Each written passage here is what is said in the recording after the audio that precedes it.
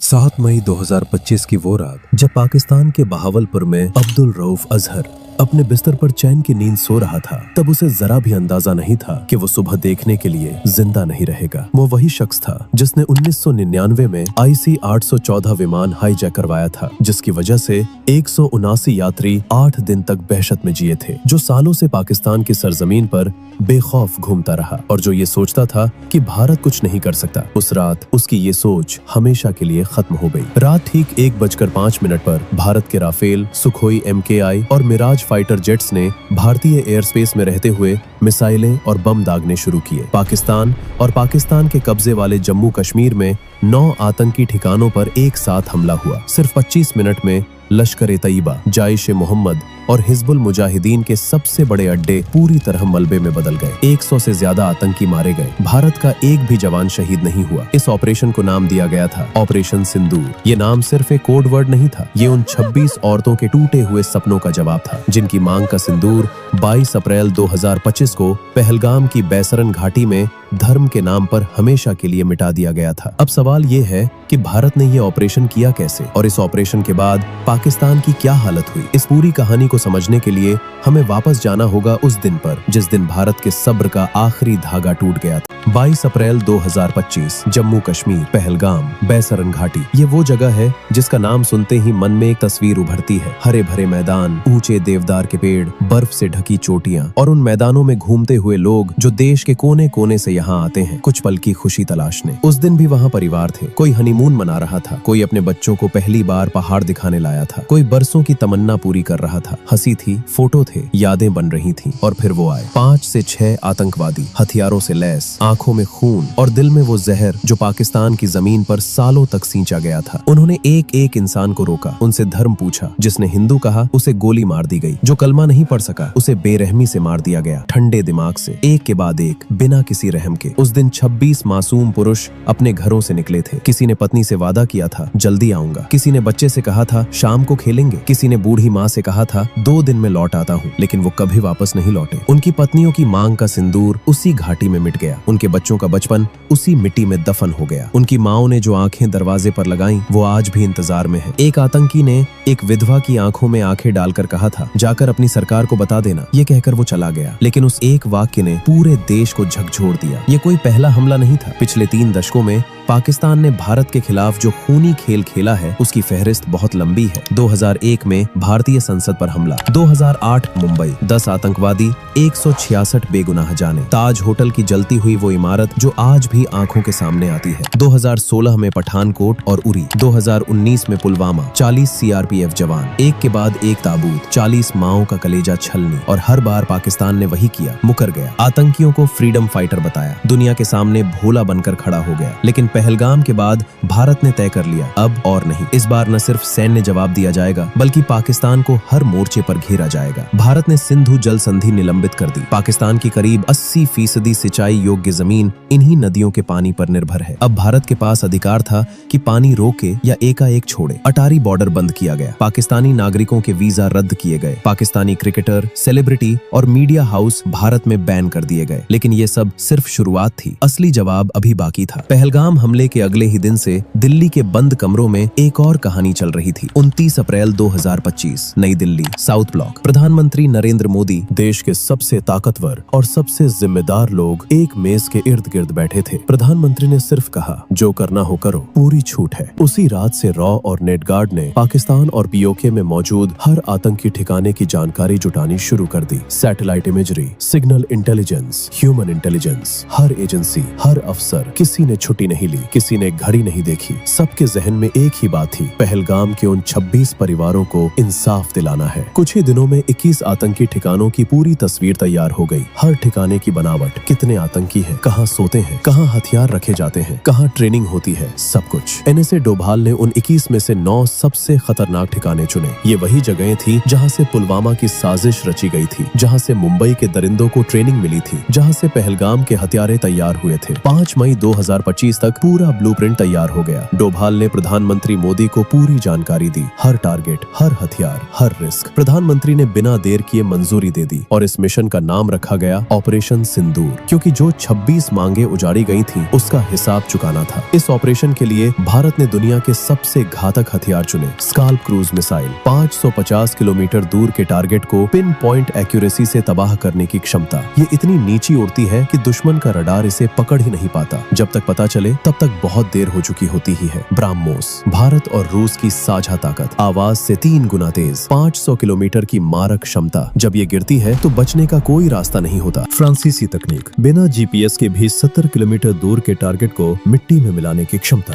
और स्पाई 2000, जिसकी सटीकता की मिसाल दुनिया में कम मिलती है। राफेल और मिराज को फ्रंट लाइन अटैक की जिम्मेदारी दी गई। सुखोई MKI को एयर डिफेंस कवर की। इंडियन आर्मी और इंडियन नेवी को स्टैंड बाय पर रखा गया। और सबसे जरूरी बात, भारत का एक भी जवान दुश्मन की जमीन पर पैर नहीं रखेगा, सिर्फ मिसाइलें जाएंगी। 6 और 7 मई की दरमियानी रात फाइटर जेट्स मिसाइलों और बमों से लैस होकर भारतीय एयर स्पेस में अपनी अपनी पोजीशन पर थे। रात का गहरा अंधेरा, पूरी तरह सन्नाटा। पाकिस्तान और POK में आतंकी बेखबर सो रहे थे। पाकिस्तानी वायुसेना ने ऑपरेशन से ठीक 3 घंटे पहले ट्विटर पर लिखा था, चैन से सो जाओ, PAF जाग रही है। 3 घंटे बाद उन्हें पता चला कि असली नींद किसकी उड़ने वाली थी। रात 1:05 ऑपरेशन सिंदूर शुरू हुआ। सबसे पहला निशाना बना मुजफ्फरबाद में लश्कर-ए-तैयबा का सवाई नाला ट्रेनिंग कैंप। यही वो जगह थी जहां ट्रेनिंग लेकर निकले आतंकियों ने 2024 में सोनमर्ग और गुलमर्ग में और 22 अप्रैल 2025 को पहलगाम में मासूमों का खून बहाया था। सर्वेलेंस ड्रोन से ग्रीन सिग्नल आया। स्कैल्प मिसाइल रात के अंधेरे में निकली, रडार को चकमा देते हुए, लो एल्टीट्यूड पर उड़ते हुए, और कुछ ही सेकंड में सवाई नाला कैंप की इमारतें आग के गोले में बदल गईं। तेज धमाका, काला धुआं, गिरती दीवारें। जो सो रहे थे फिर कभी नहीं उठे। इसके बाद एक के बाद एक मुजफ्फरबाद में जायश का सैयदना बिलाल कैंप, जहां फिदायीन बनाए जाते थे। कोटली में लश्कर का गुलपुर कैंप, जहां से निकले आतंकियों ने तीर्थ यात्रियों की बसों पर हमला किया था। बरनाला कैंप, अब्बास कैंप, मिसाइलें गिरती रहीं, ठिकाने तबाह होते रहे। इस पूरे वक्त प्रधानमंत्री मोदी लगातार NSA डोभाल के संपर्क में थे और ऑपरेशन की हर अपडेट ले रहे थे। POK के 5 ठिकाने खत्म हो चुके थे। अब ऑपरेशन इंटरनेशनल बॉर्डर के उस पार पाकिस्तान के अंदर जाने वाला था। पहला पाकिस्तानी टारगेट था सियालकोट में जायश का सरजाल कैंप। यही मार्च 2025 में जम्मू कश्मीर में 4 भारतीय जवानों की हत्या करने वाले आतंकियों को तैयार किया गया था। इसी इलाके में हिजबुल मुजाहिदीन का महमूना जोया कैंप भी था, जहां से 2016 पठानकोट एयरबेस हमले की साजिश बुनी गई थी। भारतीय एयरस्पेस में रहते हुए फाइटर जेट्स ने मिसाइलें दागी, लंबी दूरी तय कर, पाकिस्तान के रडार को चकमा देकर। और सियालकोट के दोनों कैंप, जो कल तक आतंकी अड्डे थे, उस रात इतिहास बन गए। इसके बाद बारी आई मुरीदके की। लश्कर-ए-तैयबा का सबसे बड़ा गढ़, मरकज-ए-तैयबा, 1990 से आतंकी फैक्ट्री। 2008 के मुंबई हमले के लिए अजमल कस्साब और उसके साथियों को यही तैयार किया गया था। डेविड हेडली और तहव्वुर राणा जैसे षड्यंत्रकारियों की जड़ें भी यहीं तक जाती थीं। जब इस कैंप के कोऑर्डिनेट्स कंट्रोल रूम में आए तो एक पल के लिए सन्नाटा छा गया। ये सिर्फ एक टारगेट नहीं था, ये उन 166 मुंबई पीड़ितों की बेइज्जती का प्रतीक था। मिसाइल छूटी और मुरीदके का वो किला, जो 3 दशकों से खड़ा था, कुछ ही पलों में ढेर हो गया। 8 ठिकाने तबाह हो चुके थे, लेकिन एक अभी बाकी था, सबसे बड़ा, सबसे खतरनाक, सबसे जरूरी। पाकिस्तान के पंजाब प्रांत का बहावलपुर, इंटरनेशनल बॉर्डर से करीब 100 किलोमीटर अंदर। यहाँ था मरकज सुभान अल्लाह, जाइश-ए मोहम्मद का हेडक्वार्टर। यही वो जमीन है जहाँ मसूद अजहर पैदा हुआ, जहाँ उसने इस खूनी संगठन की नींव रखी। 2001 का संसद हमला यहाँ से, पठानकोट यहाँ से, 2019 का पुलवामा, जिसमें 40 CRPF जवान शहीद हुए, उसकी साजिश भी इसी जमीन पर बुनी गई थी। ब्राह्मोस तैयार थी, आवाज से 3 गुना तेज रफ्तार, और उस रफ्तार में जुड़ी थी पुलवामा के 40 शहीदों की रूहें, पहलगाम के 26 पीड़ितों की मांओं का दर्द, मुंबई की उन सड़कों का गुस्सा जो 26 नवंबर 2008 को खून से रंग गई थी। ब्राह्मोस छूटी कुछ ही सेकंड, और बहावलपुर में जाइश का हेडक्वार्टर, जो दशकों से ताकत का घमंड था, धूल में मिल गया। रात 1:30 ऑपरेशन सिंदूर पूरा हुआ। 25 मिनट, 9 ठिकाने, 100 से ज्यादा आतंकी ढेर, भारत का एक भी जवान शहीद नहीं। इस ऑपरेशन में मसूद अजहर का भाई अब्दुल रऊफ अजहर मारा गया। IC 814 हाईजैक का मास्टरमाइंड, उसके 2 साले मोहम्मद यूसुफ आजर और हाफिज मोहम्मद जमील भी ढेर हो गए। लश्कर के 2 बड़े कमांडर खालिद और मुदस्सर खड्डियान खास भी मारे गए। कुल मिलाकर मसूद अजहर के 10 रिश्तेदार और 4 करीबी कमांडर इस एक रात में खत्म हुए। जब मसूद अजहर को ये खबर मिली तो वो पूरी तरह टूट गया। वो शख्स जो कभी भारत को धमकियां देता था, जो दूसरों की मौत पर जश्न मनाता था, जो खुद कभी मैदान में नहीं उतरा, उस शख्स के मुंह से निकला, काश मैं भी इस हमले में मारा गया होता। ये सिर्फ एक आतंकी की हार नहीं थी, ये भारत की ताकत का वो सबूत था जो इतिहास में हमेशा के लिए दर्ज हो गया। आतंकी ठिकाने तबाह होते देख पाकिस्तान घबरा गया, और घबराया हुआ पाकिस्तान वही करता है जो वो हमेशा करता आया है, निर्दोषों को निशाना बनाता है। 7 और 8 मई की रात पाकिस्तान ने जम्मू कश्मीर, पंजाब और गुजरात के 15 से ज्यादा शहरों में ड्रोन और मिसाइलें भेजी, सैन्य ठिकानों पर, नागरिक इलाकों पर, धार्मिक स्थलों पर। लेकिन भारत पहले से तैयार था। भारत की बहुस्तरीय वायु रक्षा प्रणाली ने करीब 50 ड्रोन हवा में ही जलाकर राख कर दिए। पाकिस्तान का एक भी हमला भारतीय जमीन पर सफल नहीं हुआ। जवाब में भारतीय सशस्त्र बलों ने पाकिस्तान के 11 एयरबेस पर कड़ी कार्रवाई की। लाहौर का एयर डिफेंस रडार और पूरा डिफेंस सिस्टम न्यूट्रलाइज कर दिया गया। पाकिस्तान को भारी नुकसान हुआ और उसे मजबूरन पीछे हटना पड़ा। एनओसी पर पाकिस्तान की गोलीबारी में